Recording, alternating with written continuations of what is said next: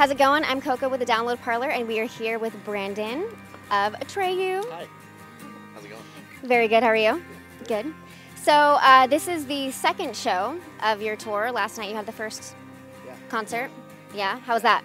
It was awesome. That's like kind of an old like stomping ground for us. So we hadn't played there in a long time. So sold out. People were hot and sweaty and loud and crazy. So it's awesome. Nice. I hear that tonight's show is on its way to selling out. Yeah. Which is pretty cool. Close, yeah. Nice. And so Long Live also just came out, which is very exciting. Yeah. So it's been, what, 6 years? Yeah. You guys put out an album? Yeah, 6 years. It's been a long time. That's insane. Long time. I feel like I'm hiding around this corner. Oh yeah, I know, right? We're hiding. Okay. So what was the writing process when you guys got together to put together Long Live? We kind of, it's kind of one of like the stipulations we had when we started talking and kind of putting together the idea of starting to make music again, play shows. We wanted to like write music, see how that felt, and then if it felt good, that was like step one. Play a couple shows, see how that felt, and they both were awesome. So we just kind of started going from there, and we did the record a little bit different. We kind of did it in pieces, and we did like essentially three sessions each time. So we wrote went in and did like 3 songs, and then a few months later went and did like a batch of like 6 more, and then like a month later did a batch of 6 more. So it's kind of cool to like be able to focus on a smaller batch of songs and like wrap our heads around them, complete them, and then like start fresh again. Because it's kind of cool. Because I feel like for me at least, like inspiration is like very heavy in the studio for me. So it's cool to like have that like overflow. And then like when we stopped again, it was like, oh fuck, like I have all these riffs that we were just fucking around with in the studio or ideas, you know. So and then you kind of realize too, like when you're putting together an album, like we're figuring out like what was missing still, like what kind of songs we didn't have yet, or what we didn't need any more of, kind of thing. So it worked out awesome. Cool. And so you have another band, Yes. Hell or High Water. Yeah. And so I'm assuming you're a primary writer of that band as well. Yeah. So how do you differentiate like what goes to what band? It's just such. At the beginning of Hell or High Water, we kind of had like a lot more of us up, more like guitar-based like solos, and there's bits of kind of more aggressive stuff. But I feel like it kind of got it like panned out to be very, very different. So I feel like it's polar opposites now, so it's easy to like differentiate what's going on. And I feel like the way Hell or High Water writes too is like lately, like in the past year or so, we write a lot of stuff together and do everything. So it's kind of like it's obvious which is for which, because they're so different. Yeah. And so how do you feel, obviously with Atreyu, you're behind the drums and singing. So with Hell or High Water, do you feel like you're kind of like more able to kind of like move around and give more? It's fun. It's liberating. I get to like be down in the crowd more and move around more, and it's definitely, it's fun. It's like it's a totally different thing, you know. It's funny because I feel like playing the drum, like Atreyu's like more like exhausting for me, which is weird because I move around 100 times more in Hell or High Water, but something about it's two polar opposites. But it's fun. I love both. I love playing drums. Obviously, it's like my first instrument, but just singing is awesome too. Like I said, get to be a more up close and personal. So. Nice. And so with Long Live, it's very much like kind of back to the original like Atreyu sound, which is cool.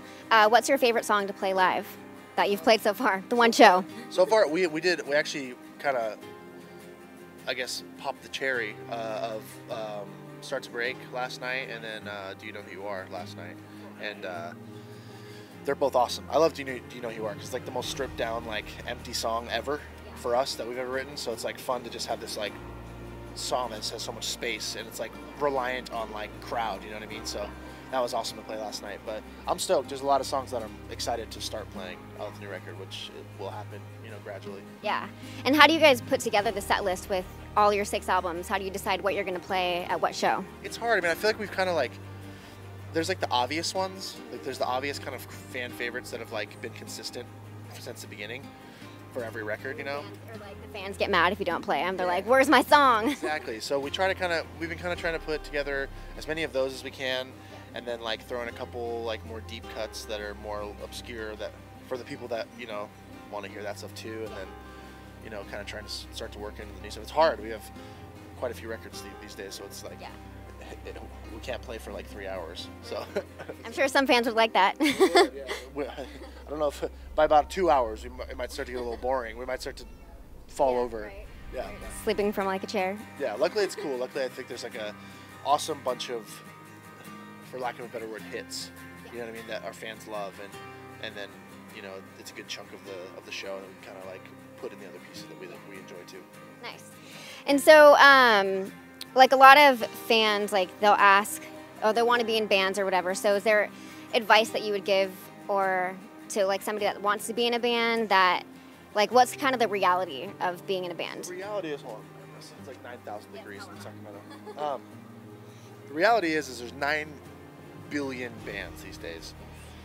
So if you're going to be in a band, you have to be willing to sacrifice literally everything and be a broke fucking musician and do this because you love it and for no other reason than that. I think my only other best advice is just try to sound like yourself. Like the bands that are succeeding and doing well these days, and the bands that are lasting, are the bands that don't sound like anybody else. And I feel like that's been a huge kind of like motivating factor for Atreyu. It kind of came naturally for us because we just all had such like broad musical influence that when you put it all together, it just sounded different. There were not like those things that we put together don't really ever go together. So I just think it's important to just be yourself, sound like yourself. Don't try to copy anything, because you're not going to be as good as the band you're trying to copy, and then people are going to go, it just sounds like that band, you know? Yep. Cool. And so are there any, like in that same vein, are there any new bands that you're listening to that you kind of want to give some props to? Yeah, I mean, obviously some of them are big, but stuff that I'm listening to now on the heavy music side, loving Woven War, loving Beartooth, I think is awesome. I think the new Bring Me the Horizons is rad. They're fucking just killing it all over the place. Yeah, they are. So that's fucking awesome. I think as far as like other stuff, super into 21 Pilots. Yeah. I'm super into that right there. Oh yeah, sexy. Yeah. Super into 21 Pilots. I just got into them like maybe a year ago, and then saw them this like a month ago in Europe, and like that band kind of blows me away. I like The Neighborhood. I like like some kind of like cheesy pop stuff. You know, I'm like a big Taylor Swift fan. Yeah, she's good. I like Ellie Goulding. Yeah, a lot of good stuff out there. Our bass player just got me into a band while we were in Europe this last time called Prides as well. Okay. Super just different, but yeah. Nice. My playlist lately. Okay. Nice. So now we're gonna head into our speed round. So it's just. Shit. It's simple, a little. So okay. So just quick response. Yeah. Favorite food? Salad bar. Nice. What would you do if Trump became president? Dude, I don't know. Not pay attention. Yeah.